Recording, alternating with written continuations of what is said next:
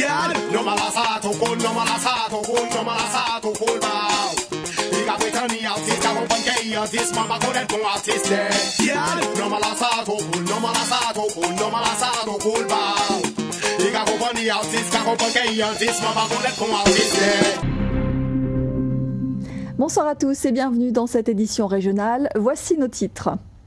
Un nouveau pas franchi.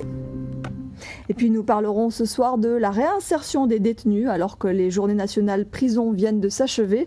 Notre invité est le directeur de l'association Accolade, Christophe Pillet.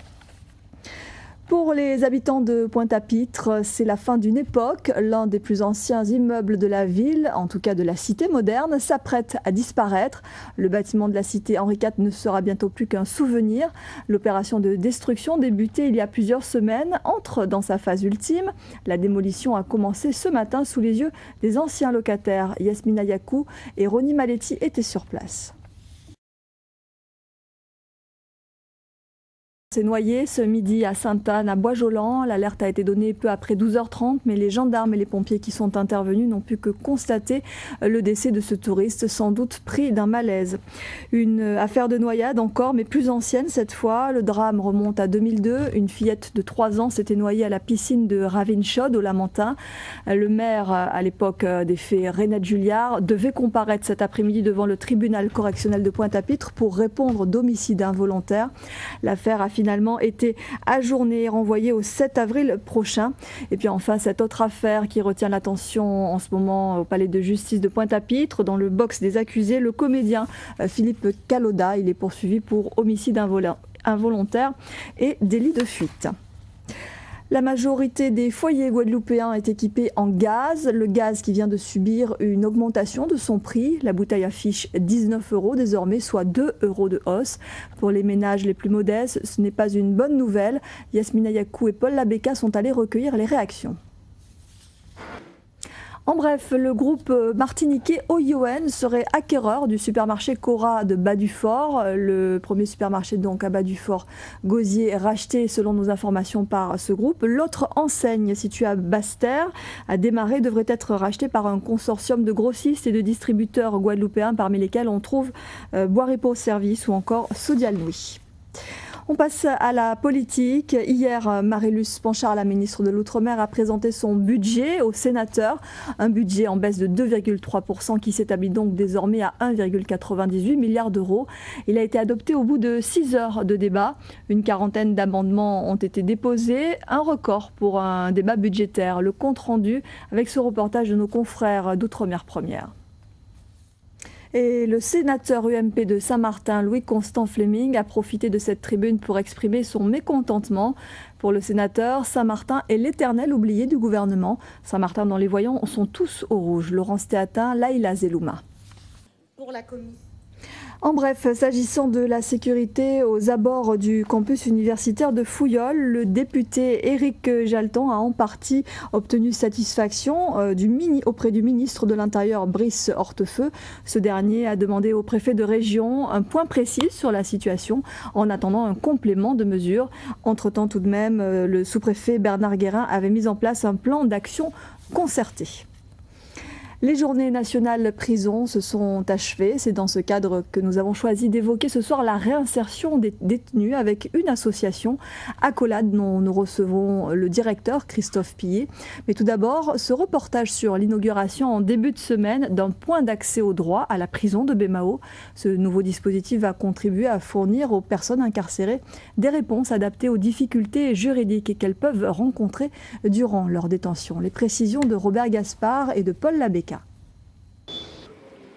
Je vous le disais, notre invité est donc Christophe Pillet. Bonsoir. Bonsoir. Merci d'être avec nous. Vous êtes le directeur de l'association Accolade, créée en 2006, dont la mission est d'aider à la réinsertion des détenus. Tout d'abord, une réaction sur ce point d'accès au droit. Est-ce que c'est un outil véritablement utile pour la réinsertion des détenus? Alors, de quels moyens, vous, à l'association Accolade, vous disposez pour accompagner ces détenus qui sortent de prison, donc dans cette nouvelle vie, ce nouveau départ qui s'offre à eux? Alors souvent, lorsqu'on sort, on se retrouve dans la rue aussi. Vous avez quand même quelques petites réponses à cela, en tout cas des réponses transitoires. Alors, beaucoup de détenus ont tout de même un parcours chaotique. Ils ont pour certains déjà été tôt en rupture avec la société. Vous avez évoqué effectivement la drogue, problèmes de famille, souvent issus de familles monoparentales. Est-ce que ça explique aussi le taux de récidive important que l'on connaît? J'ai les choses. Alors un mot sur cette table ronde que votre association organise, qu'elle tient en ce moment à la salle Rémy Ninsouta sur le thème donc des enjeux de la réinsertion. Vous tenez vraiment à interpeller tout un chacun sur la responsabilité finalement de tous les citoyens dans cette délinquance et dans sa prise en charge. Pour vous, c'est pas seulement une affaire politique. Donc c'est l'affaire de tout un chacun. Merci beaucoup Monsieur Pied d'être venu sur ce plateau. Les spécialistes des affaires juridiques chargés des plaintes en matière de discrimination et de harcèlement moral en milieu. Alors quel était l'intérêt de cette session? Les réponses de l'ancien bâtonnier Charles Nicolas et de Sylvie Kern de la Halde. Voilà des propos recueillis par Bergette de Saint-Jacob et Rémi de France. Redonner le sourire à des femmes en difficulté, tel était l'objectif des étudiants en BTS économique, sociale et familiale du lycée de Port-Louis. Durant la journée, ces femmes, dont la situation est souvent précaire, ont pu s'occuper d'elles grâce à la présence d'ateliers d'esthétique et de coiffure. Le reportage de Ludivine Guillolet et Olivier Duflot. En bref, au chapitre social, les agents de la Direction régionale des finances se sont mobilisés au Morne-Caruel ce matin. Les agents des impôts dénoncent une volonté de la direction d'implanter un service des impôts des particuliers provisoire à Marie-Galante dans des locaux non adaptés pour recevoir le public. Notez aussi que les agents des routes de Guadeloupe sont en grève depuis hier. Ils demandent notamment la mise en place d'une cellule de prévention des risques psychosociaux.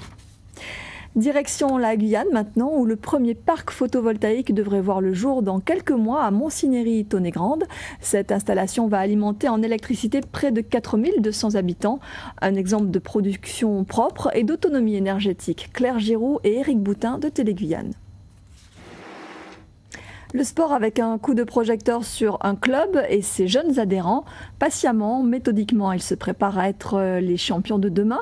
Une fois par semaine, ces petits judokas du Maïda Club des Abîmes s'initient aux techniques de l'art martial sous la conduite de leur sensei.